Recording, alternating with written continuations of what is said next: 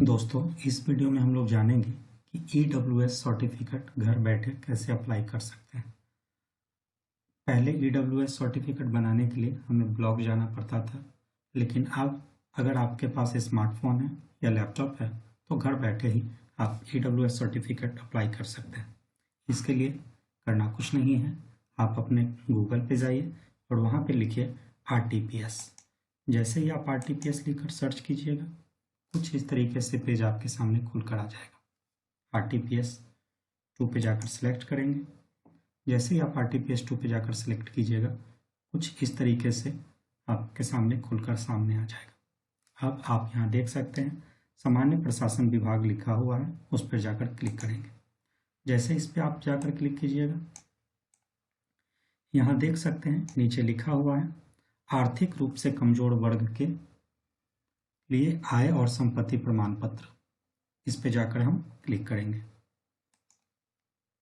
अब हमारे पास 3 ऑप्शन मिलेगा यहाँ पे, अंचल स्तर पे, अनुमंडल स्तर पे और जिला स्तर पे।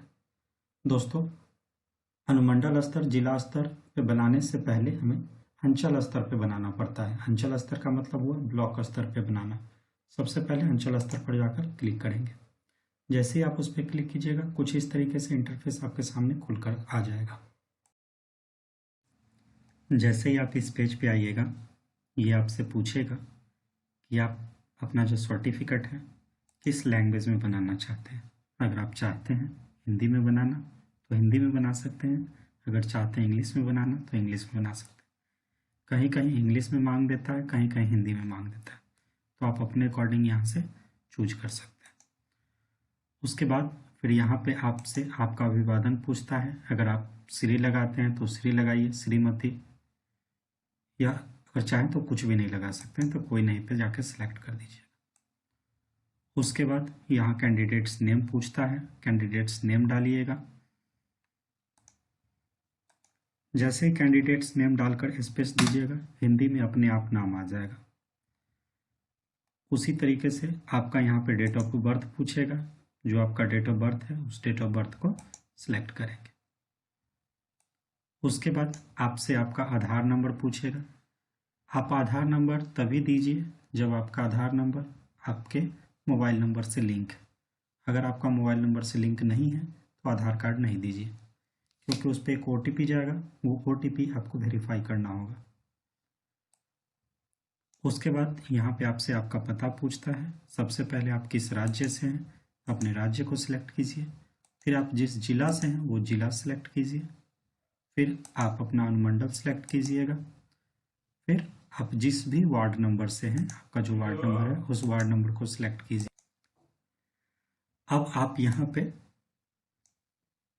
आपका स्थानीय जो प्रकार है, आप किस तरह के जगह पे रहते हैं वो आप डाल सकते हैं। अगर आप ग्राम पंचायत से हैं तो ग्राम पंचायत सेलेक्ट कीजिए। नगर निगम से हैं, नगर निगम सेलेक्ट कीजिए। नगर परिषद या नगर पंचायत, आप जिससे भी हैं आप यहाँ पे सिलेक्ट कर सकते हैं। फिर यहाँ पे आ जाता है, आप अपना वार्ड नंबर दीजिएगा। फिर आपका जो पंचायत है, जिस पंचायत के अंदर में आप आते हैं उस पंचायत को डालिएगा। फिर आप अपने गांव को डालिएगा, जो भी आपका गांव है। फिर पोस्ट ऑफिस आपका कहाँ है उसको डालिए। फिर आप अपने थाने को सिलेक्ट कीजिएगा। फिर आप अपना पिन कोड डालिएगा। फिर आपका होर्डिंग नंबर क्या है, सर्कल नंबर क्या है वो डाल सकते हैं। अगर आप चाहें तो इसे खाली भी छोड़ सकते हैं, क्योंकि जिस पे स्टार लगा हुआ है वो भरना अनिवार्य है।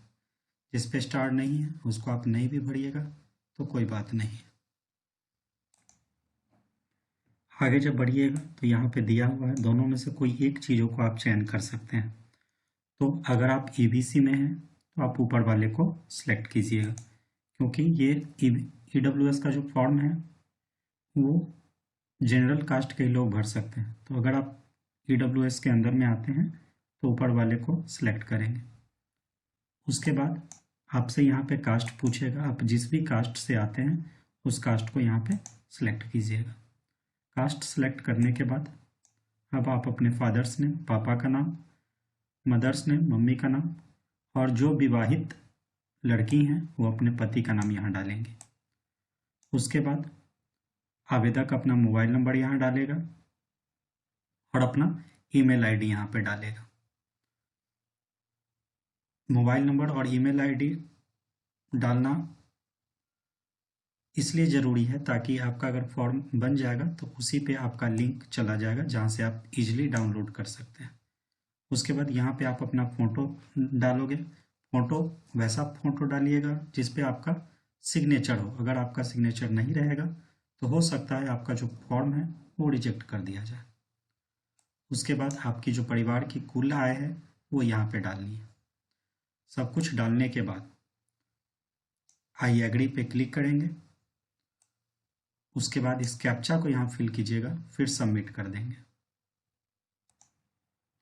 आप अपना एक बार नाम चेक कर लीजिएगा, उसके बाद ओके पे जाकर क्लिक कीजिएगा।